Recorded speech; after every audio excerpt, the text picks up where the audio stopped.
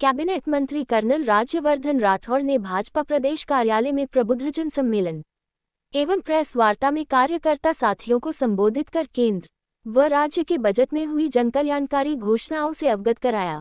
साथ ही कर्नल राज्यवर्धन राठौड़ ने पूर्व सैनिकों और उनके आश्रितों हेतु आयोजित मेगा मोतियाबंद सर्जरी शिविर समापन पर कहा, किसी की नेत्र ज्योति को वापस लाना उसको एक नया जीवन देने के समान है। साउथ वेस्टर्न कमांड को मैं बधाई देता हूं कि उन्होंने ये आई सर्जरीज का ये कैंप आयोजित करा। यहाँ पे 270 से ज़्यादा कैटरैक्ट की सर्जरीज हुई और 800 से ज़्यादा मरीजों का उपचार हुआ। सैनिक हमेशा कसम खाते हैं कि राष्ट्र सबसे पहले, उसके बाद मेरे साथी और अंत में मैं खुद। आज जनरल मनजिंदर जो आर्मी कमांडर है यहाँ पर, उन्होंने इसी को चरितार्थ करा। जो पूर्व सैनिक हैं, ये जिसको जैसे प्रधानमंत्री मोदी जी ने कहा कि अभूतपूर्व सैनिक, क्योंकि उन्होंने जो स्तर शौर्य का दिखलाया है वो अभूतपूर्व है। उनकी परिवार की, उनकी खुद की स्वास्थ्य बेहतर रहे, उसके लिए एक और कदम जनरल मनजिंदर ने उठाया। मैं उसके लिए उनको बधाई देता हूँ। हमारी जो राजनीतिक पार्टी है वो भी, हमारा सिद्धांत है कि राष्ट्र सबसे पहले, और उसके लिए अटल बिहारी वाजपेयी जी से लेकर प्रधानमंत्री मोदी जी ने लगातार भारत की रक्षा और भारतीय सेना को आगे रखा है।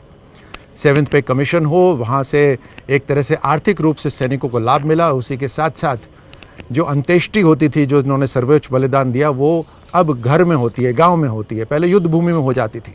वो अपने आप में एक बहुत बड़ा सम्मान है। उसी के साथ आज 3 गुना ज़्यादा खर्च हो रहा है बॉर्डर को तैयार करने के लिए, बॉर्डर्स का इंफ्रास्ट्रक्चर तैयार करने के लिए। पहले सैनिक बड़ी बड़ी तोपों को अपने कंधे पे लाद कर बर्फीले पहाड़ों पे लेके जाते थे, आज गाड़ियाँ जा रही हैं वहाँ पर। भारत उस तरह से मजबूत हो रहा है। उसी के साथ साथ जो भूतपूर्व सैनिकों की 1 रैंक 1 पेंशन की बड़ी लंबे समय से डिमांड थी, 2014 को उसको पूरा करा। आज तीसरा फेज़ उसका लागू हो चुका है। उसी के साथ साथ वॉर मेमोरियल तैयार करा, जिसके अंदर हमारे साथ रहे हुए जो सैनिक हैं जिन्होंने बलिदान दिया, आज उनका नाम भी सम्मान के साथ वॉर मेमोरियल पे वहाँ पे है। चाहे दिवाली हो, होली हो, प्रधानमंत्री मोदी जी हमेशा सैनिकों के साथ रहते हैं।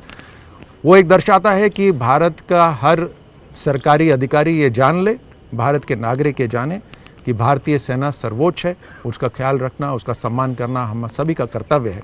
ओल्ड एज होम मनाना चाहते हैं जनरल साहब यहाँ पर सैनिकों के लिए, उसके लिए भी हमारी जो सरकार है, राजस्थान की भजनलाल जी की सरकार, वो पूरी तरह से भारतीय सेना के साथ है, यहाँ के साउथ वेस्टर्न कमांड के साथ है, और हम उनकी पूरी तरह से मदद करेंगे। चाहे वॉर मेमोरियल बनाना हो, चाहे ओल्ड एज होम बनाना हो, या DSY बनाना हो, हर तरह से हम भारतीय सेना के साथ में हैं।